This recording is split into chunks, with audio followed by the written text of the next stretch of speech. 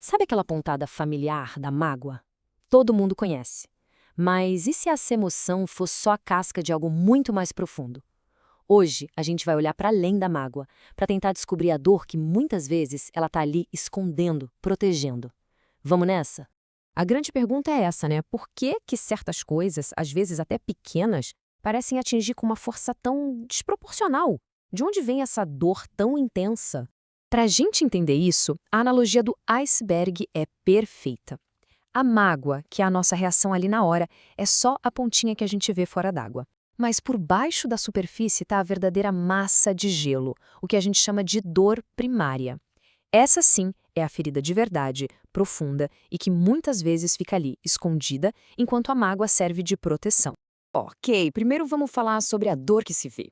Antes da gente mergulhar, precisamos entender bem o que está na superfície. Vamos analisar o que a mágoa realmente é e como ela funciona. Olha só que interessante, a mágoa raramente é o problema em si. Na verdade, ela é uma estratégia de defesa. Pensa nela como um escudo que o nosso ego, aquela parte da nossa mente que está sempre querendo nos proteger, cria pra gente não ter que encarar umas dores bem mais profundas, que parecem ameaçadoras demais para olhar de frente. Então tá, se a mágoa é um escudo, como é que a gente descobre o que ela está escondendo? Bom, a resposta é seguir as pistas que esse próprio mecanismo de defesa deixa para trás. É como se a gente virasse detetive das nossas próprias emoções. E essa nossa investigação vai seguir 5 pistas principais.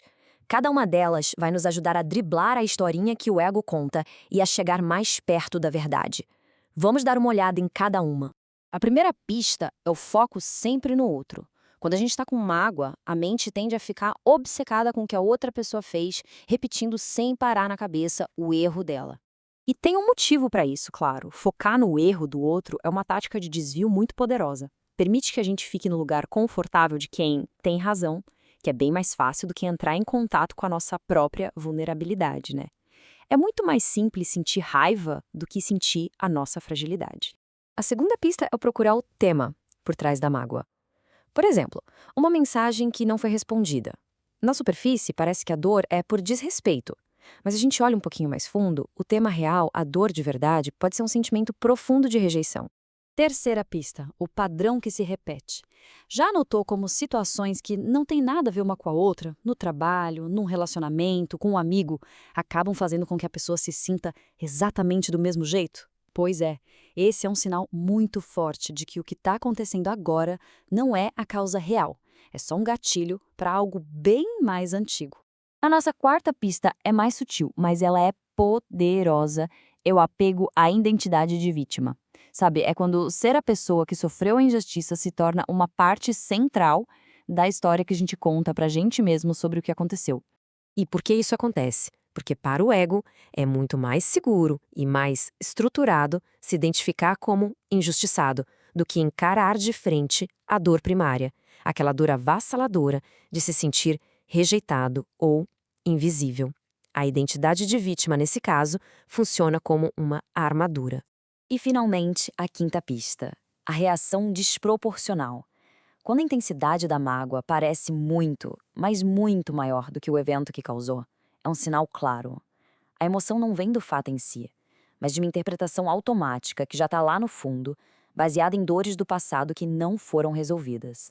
Agora, com todas essas pistas em mãos, a gente está pronto para olhar o que tem por trás do escudo da mágoa. Chegou a hora de revelar a verdadeira fonte da dor, a tal da dor primária. O ponto central é exatamente este. A dor primária é a ferida original. Imagina que é um hematoma bem antigo. O que acontece agora, uma palavra dita sem pensar, uma ação descuidada, não cria um hematoma novo.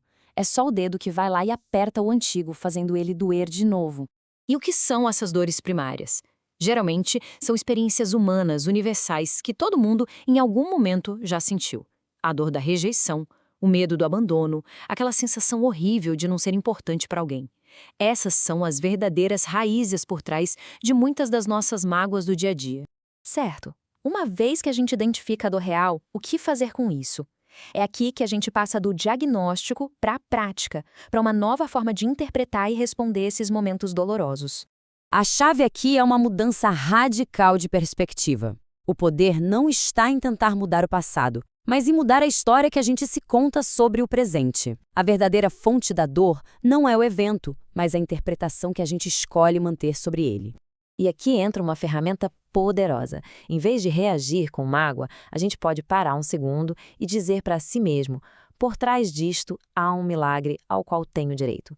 Isso não é um passe de mágica, é um ato consciente de escolher olhar além da interpretação automática do ego e abrir espaço para uma outra possibilidade. No fim das contas, tudo se resume a uma decisão. A decisão de parar de se identificar com a dor. A decisão de baixar a armadura da mágoa e permitir que o nosso estado mais natural, que é de paz, venha à tona. E para fechar, fica aqui uma reflexão: e se, em vez de ser um peso, a mágoa for, na verdade, um guia?